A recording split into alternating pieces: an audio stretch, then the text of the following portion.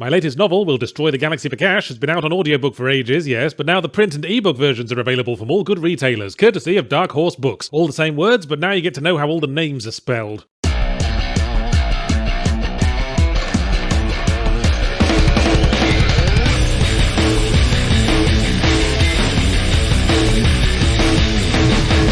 Hey kids, what starts with Sir, ends in punk, and has been splashed onto the computer screens of lonely single gamers the world over? That's right, Cyberpunk, the hot new immersive sim conveniently, if unimaginatively, named after its genre. The genre of choice for people who hate capitalism but love looking like a member of Dead or Alive after they stepped on a landmine. I say immersive sim, I feel that description hinges on the game being in some way immersive. I was playing the Steam version, which might more accurately be termed a buggier than a party sub that got left on the floor of a motel bathroom sim. The bugs were ceaseless, mostly non-game breaking animation fuck-ups and voice lines not playing, but every now and again I'd have to reload a save because I accidentally crossed a cutscene trigger while grabbing an enemy, and I'd come back from the loading screen with my head jammed up their arse, like the result of some Cronenberg-esque teleportation accident. It's a shame because when I looked up at the dizzying neon towers of Night City and the crowds of NPCs where no two are the same and they're all uniquely dressed in some way like a cross between a character from Lazy Town and a Cenobite, I thought to myself, man, this game would probably be really immersive if my trousers hadn't just turned invisible again. But as you know, I hate to harp on a game having bugs these days when the developers might eventually patch them all out, in this case given I'd estimate about 10 years and an industrial quantity of crab shampoo. Let's focus on the stuff the game meant to do, like the lovely titties, and the working its developers half to death. Cyberpunk is set in the high-tech dystopian sprawl of Night City, and it's still called that during the day, which strikes me as a bit of an oversight, and the main character is V, of Vendetta fame, a jobbing mercenary on a quest for the big time. After a heist on a corpo stronghold goes cyber tits up, V finds themselves with 6 months to live and a piece of classified tech jammed in their bonds, which makes them hallucinate the ghost of Keanu Reeves, who in this world was a legendary freedom fighter who died in a blaze of glory, sticking it to the man, and was also a hard-drinking rock guitarist that everyone wanted to fuck and probably had a really big knob. Bit laughable, really. It's like what used to happen whenever Gene Simmons got cast in a film and was given any amount of creative control. Honestly, Keanu Reeves seems a bit miscast as a dangerous, super cool bad boy rocker. I tend to think of him as the human equivalent of an affectionate Labrador with slight facial paralysis. Anyway, V's task is to continue being a gigging mercenary while seeking a way to purge their brain of Keanu thoughts before their consciousness gets overwritten and they start seriously considering signing on to the Day the Earth Stood Still remake. So, Cyberpunk is an immersive RPG with an emphasis on the RP part of the G, where you must balance your stats and perks across ranged combat, melee combat, stealth, and hacking gameplay. In my experience, this wasn't so much about picking a specialization as it was picking one thing to really suck at. By the end of my game, I had high stats in everything except tech. So my V was a super strong gun-toting tank who was also a stealthy ninja, and a master hacker who could insta-kill a good amount of the enemies just by looking at them funny and thinking about it, but who was absolutely useless at mending DVD players. Even the non-facetious tech skills didn't seem terribly useful, like crafting. I didn't craft Jack fucking Thompson in this game, and still ended up with 50 spare health kits and more bullets than John Lennon's corpse. As I say though, this was by the end. Earlier on it was easier to be intimidated by the sheer depth of upgrades and unfriendly interface. Incidentally, if one more AAA game has me navigate its menus by moving a mouse pointer with the gamepad, I'm going to lock it in a basement and only feed it when it's caught a fly with a pair of lead salad tongs. The first time I opened the map and the visual space was crowded with icons like teenage boys around a hole in a shower room wall, I felt a little overwhelmed. But it turned out that much like the working class in the eyes of American politics, there's a lot of Cyberpunk 2077 that's really not worth worrying about. I was baffled as to why the map has a special icon for food vendors. There's no hunger meter, and as I said, I was cleaning health kits out of my armpits. Why the fuck would I want to buy food? Is it just for the people who want to roleplay as Michelin travel guide writers? And I was initially impressed by the vast range of perks and cyber enhancement slots available for building your character, but after a certain point, a lot of those didn't offer enough benefit to be worth the bother either. Would you like a robot foot with plus 5% defense against verrucas? Well, I do hate wearing a rubber sock at the swimming pool, so hacking off a limb does sound like a perfectly level-headed alternative. Better move on, looks like I've hit the backhanded compliment layer of this review trifle. Cyberspooge 1969 is well written enough. The way it structures its story around V's personal struggles gives us a strong focus, while the background details subtly trickle in the necessary exposition and world building, like a nice quiet room heater. But it's the little touches of atmosphere that make it for me. My favourite moments were when I'd finish a gig and find myself waiting for my summoned car on the side of the road in a bad part of town at night. The cars hurrying by, sirens in the distance, to my left a pack of neon punks daring each other to snort a line of aquarium gravel, and I'd think, man, this is really bringing back fond memories of trying to cab home from Fortitude Valley at 1 a.m, until I'd notice one of the punks T-posing or Cronenberging with a vending machine and get pulled out again. Oh right, I'm just playing a video game that's about as stable as a relationship counselor's waiting room in an earthquake test centre. I did wonder why CD Projekt Red only unlocked my review copy like the day before general release. I mean, this thing had more hype than Michael Stipe. What were you afraid of, lads? Some people getting turned off by the bug reports and the game only making $9 billion squillion. Cyberpunk is barely holding itself together with all its content and disembodied organs of developers that were ritualistically sacrificed to it, and the end result is a game that could seriously benefit from some editing. For every well-designed open-ended mission with multiple approaches, there's one that just forces you into combat, or ends anticlimactically because the target clipped through a bus shelter. So I'd say this is the AAA horse plop plop syndrome again, the result of too many people working on the game who were trying to look busy. Sure, there's a theoretically nice plate of steak fries here, but it's partially buried in potato peelings, and I don't understand why you peeled so many more potatoes than you actually needed, nor why you literally enslaved a few people to get them all peeled in time. Also, not to make a fuss, but I ordered a salad!